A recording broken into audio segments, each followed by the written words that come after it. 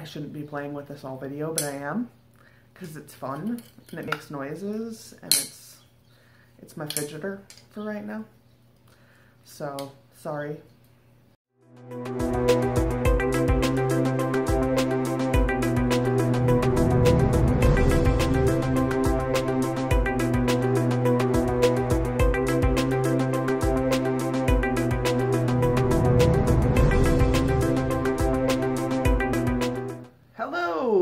Welcome to Sunday again. It is me, Sarah. I am back. So it's been a pretty busy week, actually. I finished the edit on Hell's Bend at the end of last week, I believe. It may have even been before my video, but I'm not sure. Either way, I'm finished with that.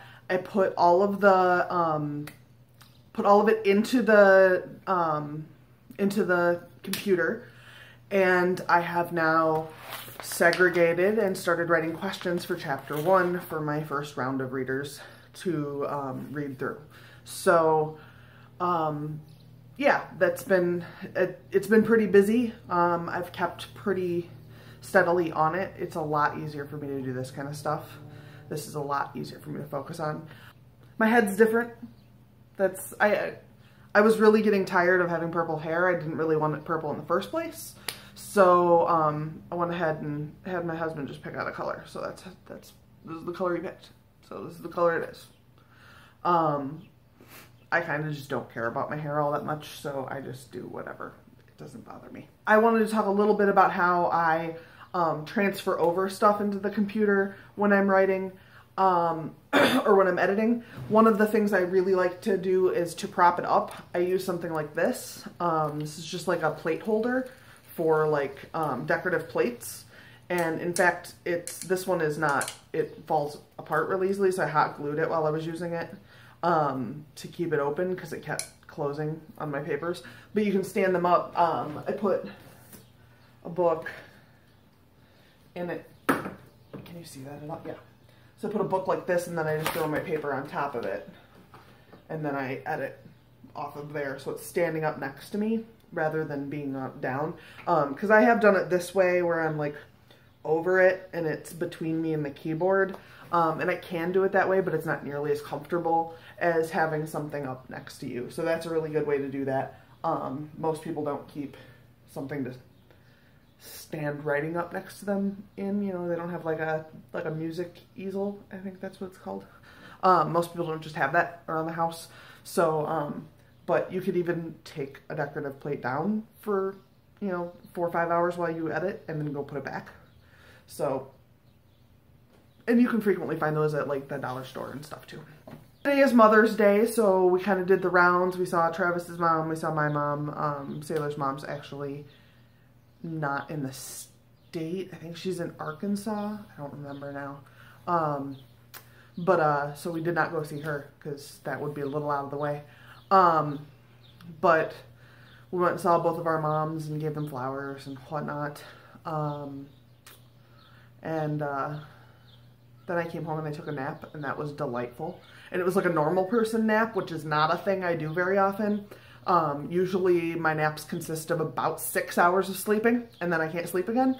But this was about a 2-hour nap, which is a nice nap time. And I didn't necessarily plan on getting up when I got up this morning because Mr. Crowley dumped a glass of water on Travis. So that was a thing that happened this morning. So that pretty much wakes you up. That gets you moving. I did post my cover reveal on my Patreon, so you can, if you want to go subscribe to my Patreon, you can go at the link that's down below in the info box. And then you can see my cover reveal before everyone else does. And so that's there. I don't even know what exactly I'm going to do next. I need to read this first chapter, this 34 pages. See, that's why it was hot glued. I'm going to reread chapter 1, which is about 34 pages. And then I'm going to double check the questions and make sure that covers everything I want to cover, and add any questions that I haven't covered for whatever reason, and take out anything that I think might be superfluous, which is possible because I kind of wrote them off the top of my head. I need to figure out ultimately how I'm going to send them to my readers. They're all spread across the USA. So because they're in different places, I'm going to email them, and that's just kind of just how I'm doing it. It's not that big of a deal.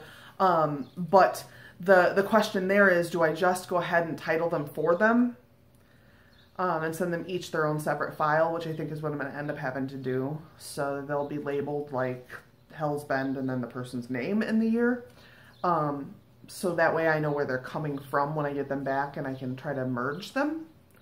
That should work. The problem there is that I've never done that before. I suppose if I can't merge them, I could always manually merge them and just see what things everybody agrees on. And that would work.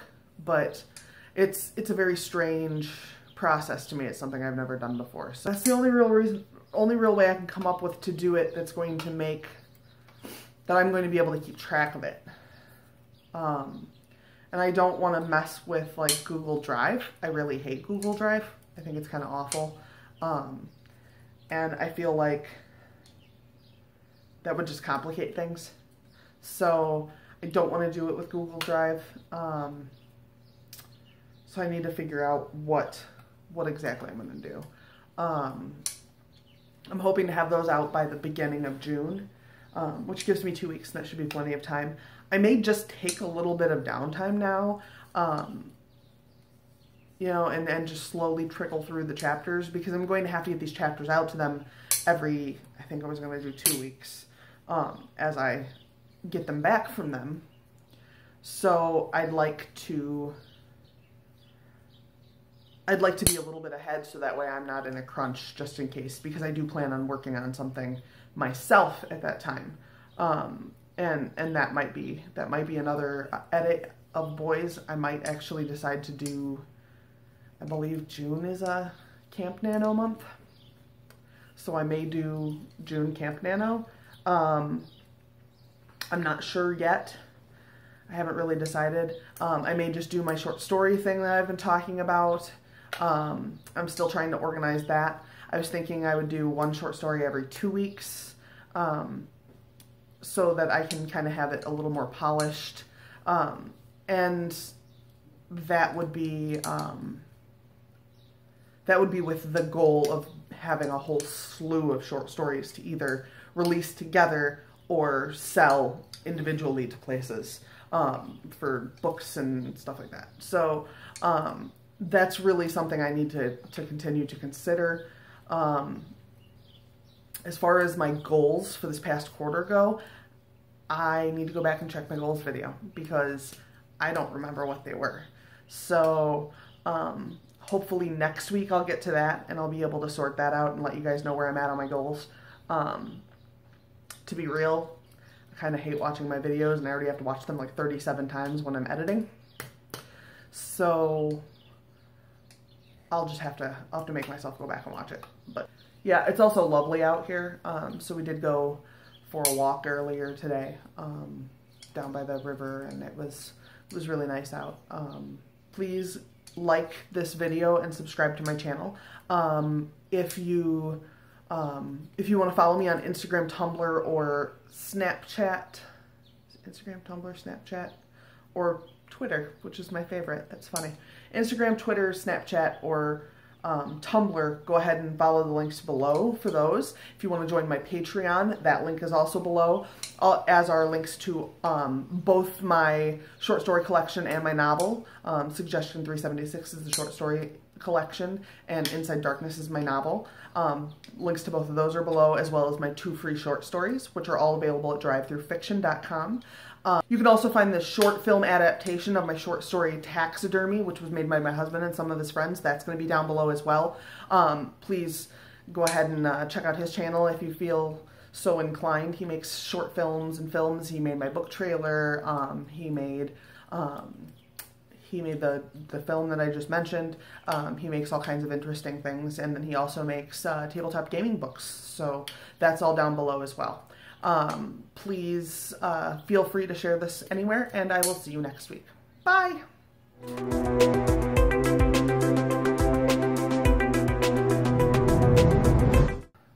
have an eyelash poking me in my eyeball. I can't find it.